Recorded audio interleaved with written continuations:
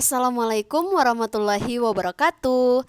Halo guys, sebelum kita ke materi, aku ingin memperkenalkan diri dulu. Aku Rifka Wahiji dari jurusan Farmasi Universitas Negeri Gorontalo. Di sini aku akan menjelaskan mengenai materi tentang metode validasi analisis, di mana aku mengambil salah satu skripsi dari Fakultas Farmasi Universitas Sanata Dharma Yogyakarta.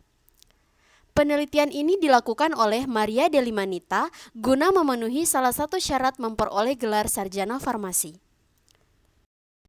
Nah, judul skripsinya yaitu Validasi Metode Analisis dan Penetapan Kadar Seng atau Zn dalam air Sungai Gajah Wong, Yogyakarta dengan metode spektrofotometri serapan atom. Jadi, poin-poin yang akan dibahas pada materi metode validasi analisis, yang pertama, analisis dari akar permasalahan. Yang kedua, metode yang digunakan serta keunggulan dari metode yang telah digunakan. Kemudian yang ketiga, termasuk dalam kategori apa sih metode yang telah digunakan oleh peneliti? Kemudian yang keempat, cara penyajian dan perhitungan pada metode ini. Sekarang kita masuk pada akar permasalahan. Sungai Gajah Wong melewati area pertanian, daerah perkotaan, serta perkampungan penduduk. Limbah pertanian dan industri yang masuk ke dalam aliran Sungai Gajah Wong ini dapat mencemari air sungai. Logam berat sendiri merupakan polutan yang dapat berasal dari limbah masyarakat dan industri yang tersebar luas di lingkungan. Pencemaran logam berat memiliki karakteristik toksisitas yang tinggi, sulit untuk terdegradasi, dan migrasi logam berat ini sulit untuk dibersihkan dari lingkungan alam. Kebanyakan logam berat bertahan dengan kuat di permukaan air dan tanah serta tidak mudah lepas, sehingga menyebabkan akumulasi yang dapat mengancam manusia. Bukan hanya manusia saja, hewan, tumbuhan, dan konsentrasinya dapat meningkat pada kota besar dan area industri. Seperti yang kita ketahui bahwa dampak dari pencemaran logam berat pada air antara lain kadar oksigen terlarut dalam air akan menipis, yang dapat mengakibatkan mikroorganisme dan organisme air lainnya yang memerlukan oksigen mati, serta kualitas air turun sampai tingkat tertentu yang menyebabkan air tidak dapat berfungsi sesuai dengan peruntukannya. Nah, akibatnya adanya risiko pencemaran logam berat pada air Sungai Gajah Wong ini, maka perlu dilakukan analisis untuk menentukan kadar logam berat di air sungai masih dalam ambang batas konsentrasi yang diizinkan atau lebih. Untuk memvalidasi metode analisis dan menetapkan kadar logam Zn pada sampel air Sungai Gajah Wong, Yogyakarta menggunakan metode spektrofotometri serapan atom. Yang kedua yaitu metode analisis yang digunakan pada penelitian ini. Metode analisis yang digunakan untuk menentukan kadar logam Zn pada sampel air Sungai Gajah Wong, Yogyakarta ini menggunakan metode spektrofotometri serapan atom.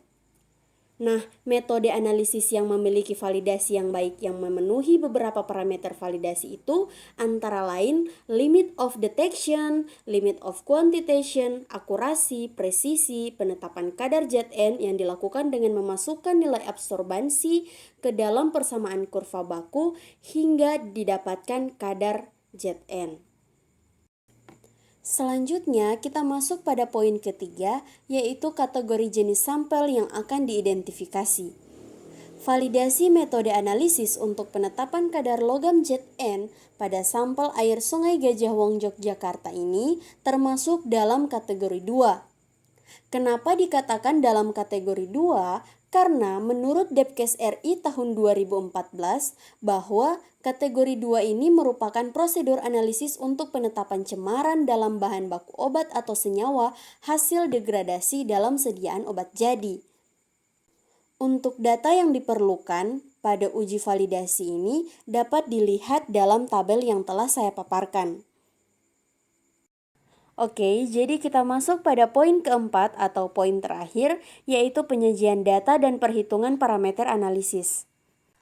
Di sini terdapat 6 metode, diantaranya yaitu penentuan spesifitas, penentuan kurva baku, penentuan limit of detection dan limit of quantitation, penentuan akurasi dan presisi, penetapan recovery Zn, dan penetapan kadar Zn.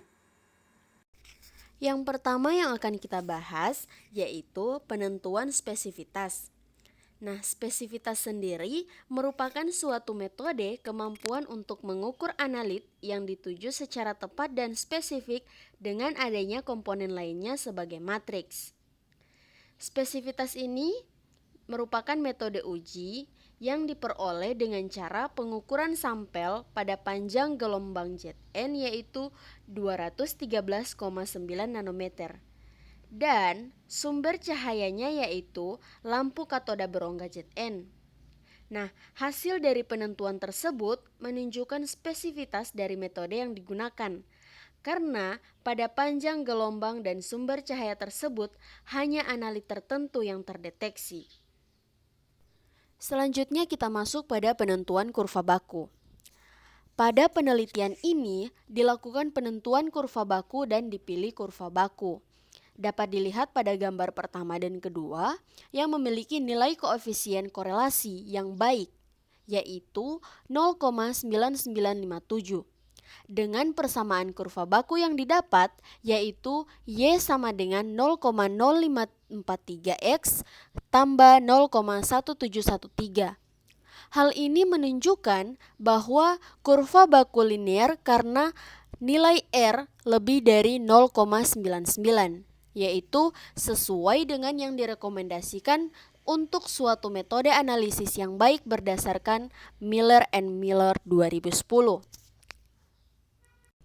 Jadi, nilai R yang mendekati 1 menunjukkan adanya korelasi yang menyatakan adanya hubungan antara konsentrasi dan respon yang diartikan sebagai linearitas. Seperti yang kita ketahui bahwa linearitas merupakan suatu metode ukuran seberapa proporsional kurva baku yang menghubungkan respon Y dengan konsentrasi X. Dari kurva baku ini diperoleh persamaan kurva baku yaitu Y sama dengan BX tambah A, di mana B adalah nilai kemiringan atau slope, A merupakan intercept, dan R merupakan koefisien korelasi. Hal ini diartikan bahwa persamaan kurva baku dapat digunakan untuk menentukan nilai atau kadar sampel. Selanjutnya penentuan limit of detection atau LOD dan limit of quantitation atau LOQ. Untuk menentukan LOD dan LOQ dilakukan berdasarkan dengan pendekatan standar deviasi. Penentuan dilakukan dengan cara diambil larutan baku intermediate masing-masing dipipet 0,1 banding 0,12 banding 0,14 banding 0,16 banding 0,18 dan banding 0,2 mil. Dimasukkan dalam labu takar 10 mil. Kemudian diencerkan dengan asam nitrat 0,05 m hingga 10,0 mil. Sehingga didapatkan larutan dengan konsentrasi 1,0 banding 1,2 banding 1,4 banding 1,6 banding 1,8 dan banding 2 mg per liter. Masing-masing larutan disaring menggunakan milipor sebelum diukur serapannya pada sistem SSA atau spektrofotometri serapan atom. Serapan dari masing-masing konsentrasi diukur pada panjang gelombang 213,9 nanometer. Batas deteksi dan batas kuantitas dapat dihitung dengan rumus yang telah saya tampilkan pada gambar. Untuk lebih jelasnya, kita lihat saja pada gambar yang telah saya paparkan. Selanjutnya kita masuk pada penentuan akurasi dan presisi. Untuk akurasi, dilihat dari nilai persen akurasi yang baik. Nah, nilai persen yang baik untuk konsentrasi 10 mg per liter yaitu 80 sampai 110%. Sedangkan presisi dinilai dari nilai RSD yang baik yaitu 7,3%.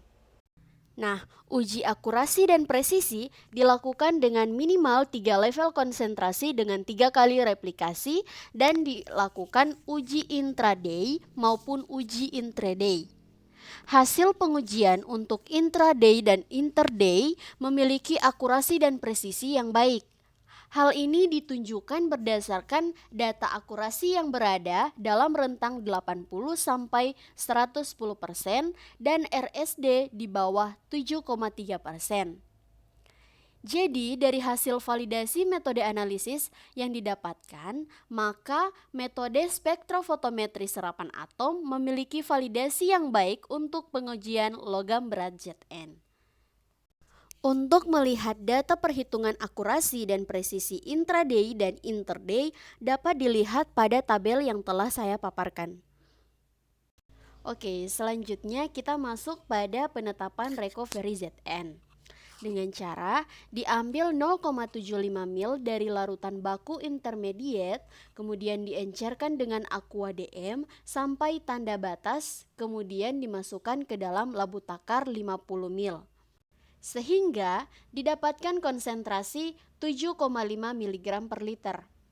Sampel dimasukkan ke dalam gelas beker 100 ml, kemudian dipanaskan di atas hot plate dan ditambahkan HNO3 65% sebanyak 5,0 ml. Sedikit demi sedikit hingga larutan menjadi jernih dan sisa volume kurang dari 10 ml. Pemanasan ini dilakukan di lemari asam. Sisa volume hasil destruksi dimasukkan ke dalam labu takar 10 ml dan diencerkan dengan asam nitrat 0,05 m sampai tanda batas.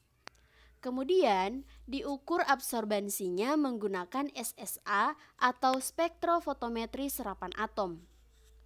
Nah, jadi untuk uji recovery ini ditentukan dengan menghitung nilai persen recovery dengan rumus persen recovery sama dengan 100 kali CF per CA, di mana CF sendiri merupakan kadar terukur logam dalam sampel yang setelah adisi baku Zn. Sedangkan CA merupakan kadar larutan baku Zn yang ditambahkan pada sampel. Untuk hasil recovery penetapan kadar sampel dapat dilihat pada tabel yang telah saya paparkan. Dan yang terakhir adalah penetapan kadar Zn. Untuk penetapan kadar logam berat Zn, ini menggunakan spektrofotometri serapan atom. Hal ini bertujuan untuk mengetahui kandungan Zn yang terdapat dalam air Sungai Gajah Wong, Yogyakarta tetap memenuhi batas maksimum yang diperbolehkan, yaitu 5 mg per liter, menurut Sarma dan Tiagi 2013. Penetapan kadar dilakukan pada 6 titik lokasi sungai yang berbeda. Logam berat Zn ini terdeteksi pada lokasi 2, 3, 4, dan 5 dengan nilai kadar secara berturut-turut yaitu 4,4711, 2,4110, 4,0166, dan 3,9963 mg per liter. Sedangkan pada lokasi 1 dan 6 tidak dapat ditemukan adanya logam berat Zn. Walaupun ditemukan adanya kadar logam berat Zn pada lokasi 2, 3, 4, dan 5, tetapi kadarnya masih berada di bawah batas maksimum yang diperbolehkan. Hal ini disebabkan karena pencemaran Zn dapat berasal dari sumber alamiah dan aktivitas manusia seperti rumah tangga dan pertanian, seperti korosi pipa-pipa air, pupuk pestisida yang mengandung Zn, yang masuk ke dalam badan air dan mengikuti arus aliran sungai, sehingga kadar Zn di air ini dapat berubah. Ditetapkan kadar seng ini dari persamaan kurva baku yang diperoleh dengan memplotkan nilai absorbansi, sehingga didapatkan nilai kadar Zn dengan menggunakan rumus kadar Zn sama dengan C kali Fp, di mana C merupakan kadar yang didapat dari hasil pengukuran dengan satuan miligram per liter dan Fp merupakan faktor pengenceran. Untuk data hasil penetapan kadar pada sampel air Sungai Gajah Wong ini dapat dilihat pada tabel yang telah saya paparkan. Itulah pemaparan materi aku mengenai validasi metode analisis dari skripsi ini. Lebih dan kurangnya aku mohon maaf. Wabillahi taufik wal hidayah. Wassalamualaikum warahmatullahi wabarakatuh. Terima kasih.